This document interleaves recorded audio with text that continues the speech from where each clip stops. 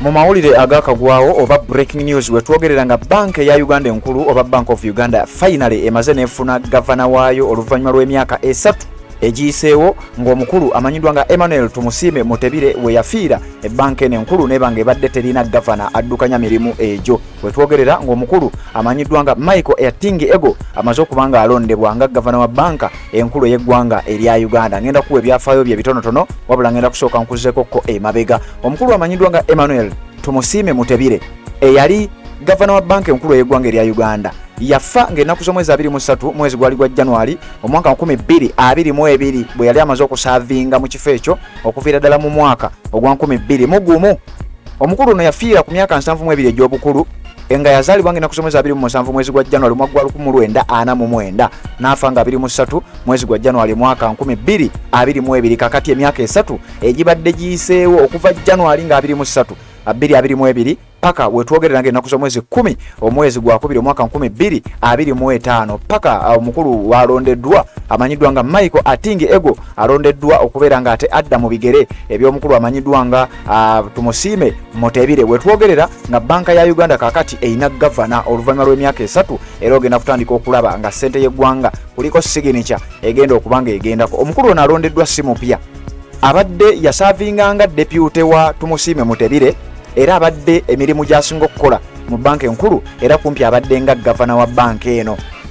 Wetwogerera omukulu ono ng'alondeddwa ennaku z'omwezi nga 10 omwezi gwa 2025 emyaka oba ekisanja kye ekisooka nga gavana wa banka enkulu bwe kitandise officially mu mawulire getwakafuna era genjagala okuba nga nkutegeeza. Omukulu ono yaani gwe abadde tamumanyi, njagala kubanga mukuwako ebitonotono ebimukwatako ogende maaso n'okuba nga ate omutegeera. Ebyamutebire mbikugambye yafiira ku myaka 72 egy'obukulu, yafa ng'ennaku z'omwezi 23 mwezi gwa January omwaka 2022. Wabadde wayise emyaka 3 miramba ng'eggwanga erya Uganda banka enkulu terina gavana. Kakati wuliriza, omukulu amanyiddwa nga Michael Atingi Ego musajja muna economist oba musajja muna byanfuna mubalirizi wa bitabo naddala ebyenfuna alondeddwa okubeera gavana wa banka ya Uganda officially okuva ng'ennaku z'omwezi 10 omwezi gwa 2 omwaka 2025. Walondeddwa abadde asaavinganga deputy governor Bank of Uganda ate nga mabegakaawo yasaavingako nga executive director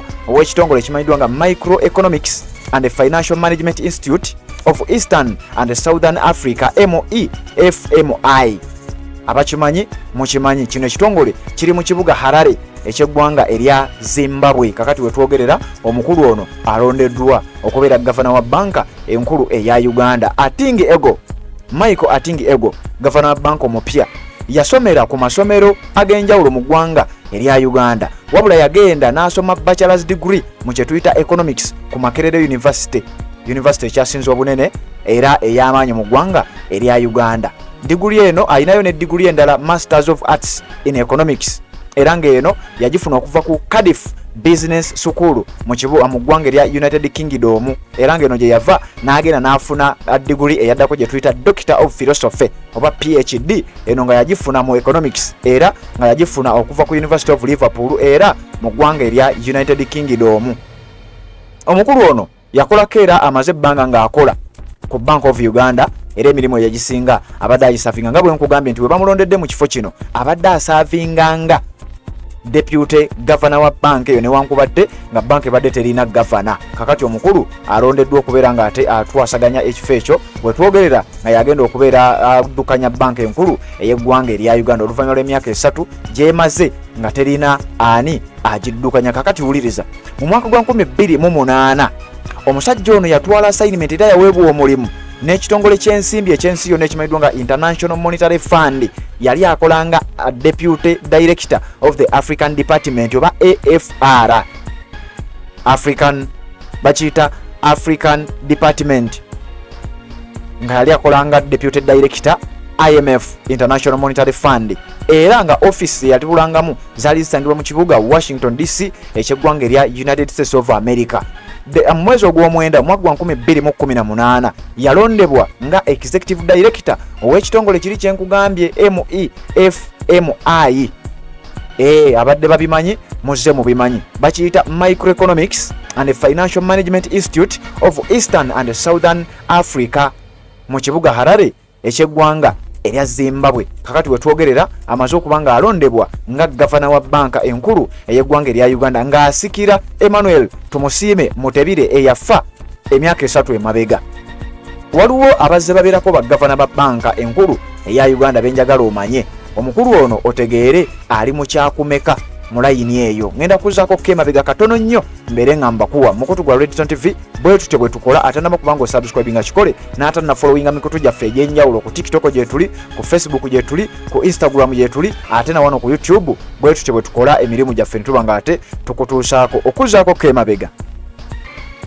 Omukulu amanyiddwa nga Joseph Mary Mubiru yali gavana wa banka ya Uganda enkulu okuva nga mwezi gwali gwa 7 mwaka 1966 paka ogw'omwenda 1971. Moses Semiano Kingi ono yali gavana wa banka ya Uganda okuva mu mwezi gw'omwenda mwaka 1971 paka ogw'omwenda 1973. Onegi Obel yali gavana wakati w'omwezi gw'omwenda 1973 paka ogw'omwenda 1978 myaka 5 gye yamala. Henry Kajura yali gavana wa banka enkulu okuva mu mwezi gw'e10 mwaka 1978 paka mu gw'okuna mwaka 1979. Charles Chikonyogo yali gavana wakati w'omwezi gw'okuna 1979 paka ogw'okutaano 1979 yasavinga omwezi gumu gwokka. Gideon Nkojo yali gavana wakati w'omwezi gw'okutaano 1979 paka omwezi gw'okuna 1981. Leo Chibirango yali gavana owa banka ya Uganda enkulu wakati w'omwezi gw'okutaano 1981 paka Desemba owa 1986. Kakati no wano ojja kujjukirawo. Sulaiman Kigundu yali gavana wa banka enkulu wakati w'omwezi gwa Desemba 1986 paka mwezi ogwokuna 1990.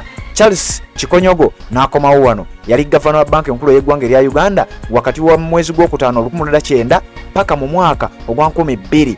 Emmanuel Tumusiime Mutebire n'abeera gavana wa banka enkulu y'eggwanga wakati w'omwezi gwa January 21 paka mu January 2022. Kakati omukulu ono njagala okutegeeza nti bamaze okubanga bamulonda Michael Atingi Ego afuuse banka manager ow'eggwanga erya Uganda wakati w'omwaka oba okuvanga ennaku z'omwezi 10 omwezi ogwokubiri omwaka 2025. Simanyi wawaana akoma naye nga gega amawulire genjagadde okubeera nga nkutuusaako gwampuliriza. Nyongera okutegeeza gwatanaba kubanga osubscribinga kirira wansi awo olaba ekigambo subscribe kikwateko kwata kade ka notification ojja kuba tomisinga nsonga yonna. Genda ku Facebook ojja tusangayo, genda ku TikTok yonna tubeerayo nga ate tukutuusako byonna bye tuba tukusakidde.